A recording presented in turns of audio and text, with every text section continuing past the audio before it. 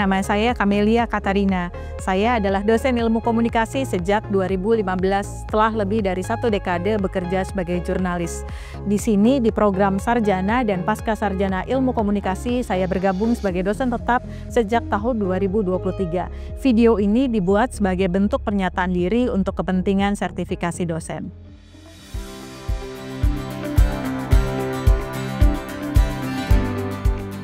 Pada program sarjana, saya banyak mengajar mata kuliah terkait jurnalistik. Salah satunya adalah jurnalisme data.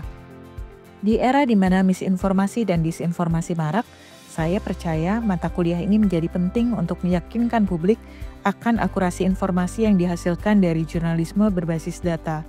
Melalui metode pengajaran interaktif dengan jenis project-based learning, mereka diajarkan untuk memperoleh data, menganalisis, membangun infografis, dan narasi berita sampai mengunggah ke website dan mempromosikan konten berita.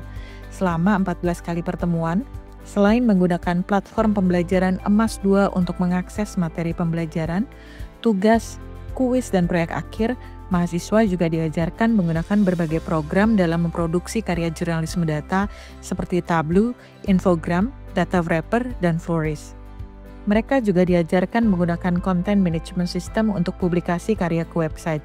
Karya-karya ini bisa dilihat pada platform journalite.com pada subkanal Data Journalism. Evaluasi pembelajaran dibangun dengan teknik scaffolding, di mana pengetahuan mereka teruji tidak saja dari kemampuan menjelaskan apa yang sudah dipelajari, namun juga diwujud nyatakan dalam bentuk karya yang real. Berikutnya, saya akan menunjukkan proses pengajaran dalam bentuk micro-teaching pada mata kuliah jurnalisme data. Oke, Mas dan Mbak, sebelum kita mulai kuliah hari ini, apakah ada pertanyaan dari materi yang kita pelajari minggu lalu? Minggu lalu kita belajar tentang bagaimana mencari ide berita untuk membangun tulisan berbasis data. Apakah ada pertanyaan? Belum ada, Mbak. Oke, kalau begitu kita akan langsung mulai kuliah kita hari ini.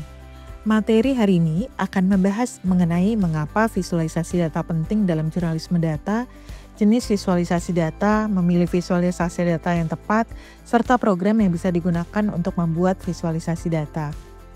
Ada beragam definisi tentang visualisasi data, namun dalam konteks jurnalisme, yang dimaksud adalah penggunaan diagram, grafik, peta, dan elemen visual lainnya untuk merepresentasikan data dengan cara yang lebih mudah dan menarik bagi halayak.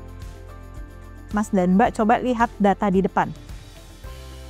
Data ini adalah data dari pemerintah Jakarta yang menunjukkan terkait kejadian bencana banjir. Menurut Mas dan Mbak, kalau kemudian data dalam format Google Sheets seperti ini dipindahkan di tengah-tengah berita berbentuk teks di media daring, kira-kira Mas dan Mbak mau baca nggak? Masih, Mbak.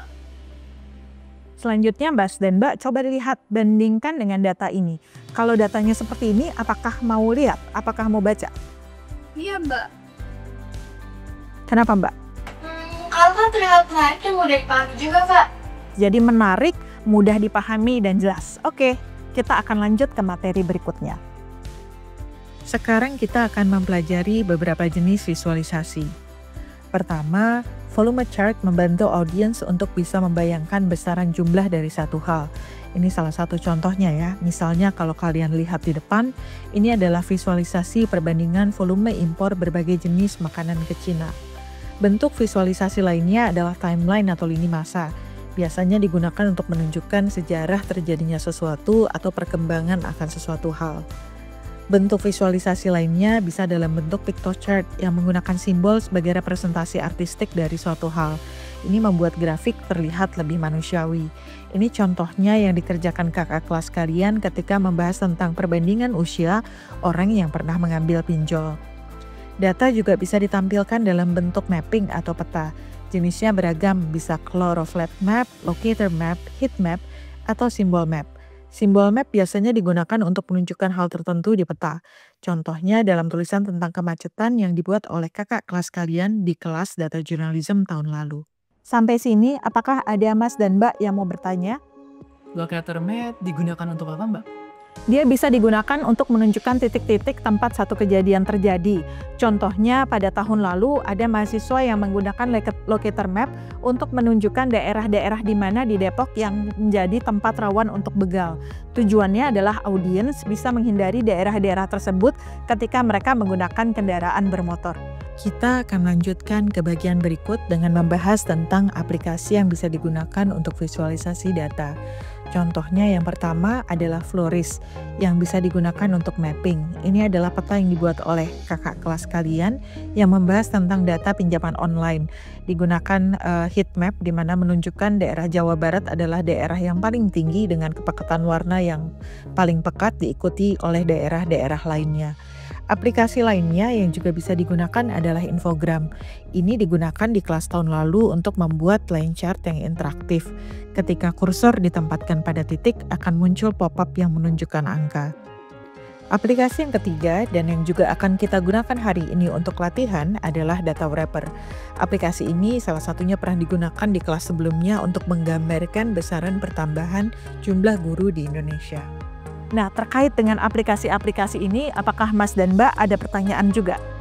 Kalau untuk meninggalkan data dari Google ke aplikasi bagaimana? Pertanyaan yang baik, tapi itu nanti akan kita praktekkan pada saat berlatih. Bila sudah tidak ada pertanyaan, kita akan mulai latihan menggunakan program Data Wrapper. Ini adalah program yang bisa digunakan dengan gratis. Dibandingkan dengan dua aplikasi yang kita bahas tadi, Floris dan Infogram, Data Wrapper ini menyediakan peta yang lebih beragam. Bila fokus visualisasinya adalah peta. Sekarang kita akan mulai masuk ke dalam latihan. Pertama, kalian buka website Data Wrapper, URL-nya bisa dilihat di slide. Setelah itu, unduh file di samping, bisa juga dengan scan barcode, lalu kemudian unggah ke Google Drive kalian masing-masing. Kalau sudah, sekarang buka file tersebut di Google Sheet, lalu kalian buka kolom baru. Pada kolom baru ini berdasarkan kategori usia, gunakan fungsi if untuk membuat kategori anak dan dibedakan dari dewasa. Usia anaknya adalah 17 tahun ke bawah. Setelah itu, gunakan fungsi filter yang sudah kita pelajari minggu lalu untuk menampilkan hanya data anak. Kemudian pindahkan data ini ke sheet baru lalu beri nama data kekerasan pada anak di Jakarta Januari sampai dengan September 2024. Setelah itu, ubah format kolom paling kiri menjadi bulan dan tahun. Berikutnya, kalian diminta untuk mempraktekkan pemahaman kalian tentang pembuatan pivot table yang sudah kita pelajari sebelumnya. Buat pivot table ini menampilkan periode pada row, jenis kelamin pada kolom, dan jumlah pada values. Berdasarkan data tersebut, lalu buatlah pictorial graph atau pie chart menggunakan infogram atau data wrapper yang membandingkan jumlah kekerasan anak, laki-laki dan perempuan per bulan dan totalnya, serta bar chart yang membandingkan data jumlah kekerasan terhadap anak berbasis kota madya. Setelah itu, kita kembali ke data wrapper yang tadi sudah kalian buka, lalu kemudian create new file. Pada dashboard Data Wrapper, create new lalu pilih chart. Unggah sekarang data dari Google Sheet kalian atau bisa juga di copy paste langsung. Bisa juga digunakan tautan dari Google Sheet.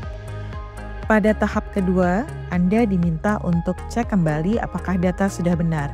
Data bisa ditransformasi dari kolom ke row dan sebaliknya dengan klik pada icon kecil di pojok kiri.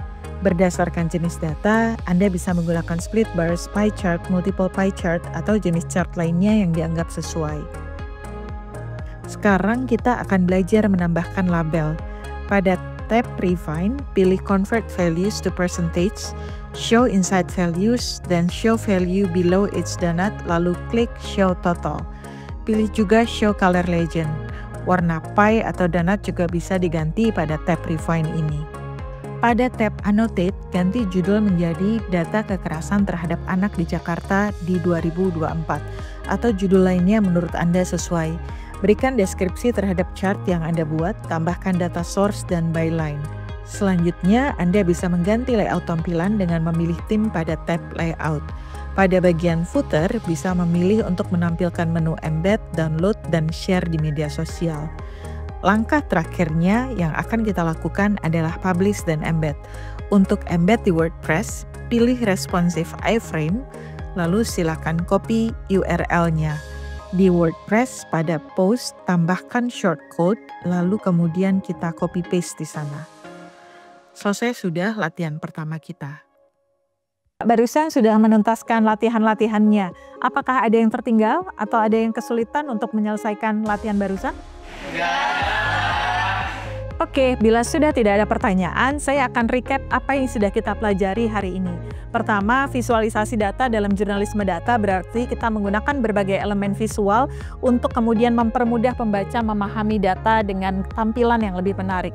Kedua, ragam visualisasi data ada beragam. Ada volume chart, ada line chart, ada piktogram, ada bentuknya mapping, sampai ke bentuk video seperti yang Mas dan Mbak sudah lihat.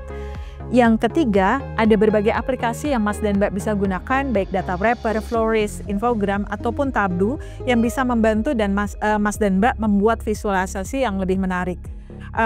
Terakhir dari saya, minggu depan kita akan mulai berlatih memasukkan visualisasi yang sudah kita buat berdasarkan tugas hari ini ke dalam narasi berita. Jadi Mas dan Mbak sudah mulai bisa merancang struktur dari beritanya. Demikian kuliah sore ini, terima kasih. Tadi kita sudah menyaksikan bersama video micro teaching kelas jurnalisme data. Namun, unsur pengajaran yang dilakukan dosen sebetulnya tidak hanya mengajar di kelas, tetapi juga dilakukan dalam proses bimbingan. Bimbingan ini saya lakukan baik pada jenjang S1 dengan membimbing mahasiswa mengerjakan tugas karya akhir dan publikasi ilmiah, membimbing tesis dan disertasi pada jenjang pasca sarjana. Selain itu, unsur pengajaran juga dipenuhi dalam berbagai kegiatan menguji untuk membantu mahasiswa membangun tugas akhir, tesis maupun disertasi dengan lebih baik. Hal yang berperan dalam membangun cara saya mengajar, membimbing, dan menguji adalah pengalaman profesional baik sebagai jurnalis surat kabar maupun editor pada media daring. Ditempatkan di Des Nasional, saya meliput banyak isu terkait pemilu, hukum, politik, dan berbagai isu yang muncul di pos tempat saya ditempatkan seperti di Komisi Pemilihan Umum, Kemendagri, Mahkamah Konstitusi, dan Istana. Latar belakang ini memampukan saya untuk mengembangkan materi pengajaran yang tidak hanya berorientasi memahami pengetahuan teoretis, tetapi juga membangun keahlian praktis yang akan bermanfaat bagi mahasiswa dalam membangun karir di industri media nantinya. Sebagai dosen, tugas lainnya adalah untuk mengembangkan ilmu pengetahuan yang berguna bagi pengembangan bahan ajar. Karenanya, saya secara rutin melakukan riset terkait jurnalistik dan media. Di tahun 2024, saya menjadi ketua tim penelitian Hibadikti, berkolaborasi dengan rekan lintas universitas, melakukan riset tentang ekosistem cek fakta di beberapa daerah di Indonesia. Kami bertemu dengan jurnalis, akademi, dan juga penggiat cek fakta dalam melakukan penelitian kualitatif dan kuantitatif ini untuk bisa membangun model cek fakta yang bisa bermanfaat untuk menanggulangi misinformasi. Hasil riset yang dilakukan selain diterbitkan dalam bentuk artikel ilmiah, juga didiseminasikan dalam bentuk tulisan di media massa dan dipublikasikan dalam berbagai kegiatan seperti konferensi, FGD, webinar, dan lainnya.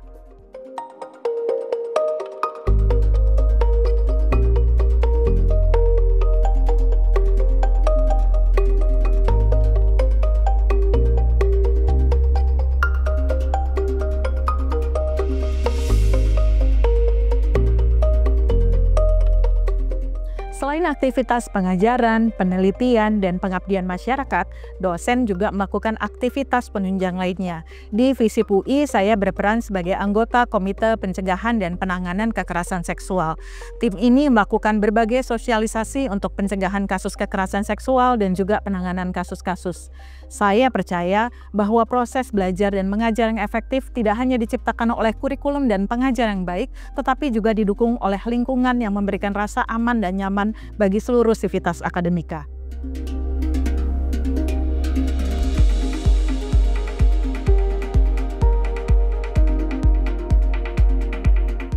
Demikian profil dan aktivitas kilas saya sebagai dosen komunikasi di FISIP UI. Terima kasih sudah menyimak.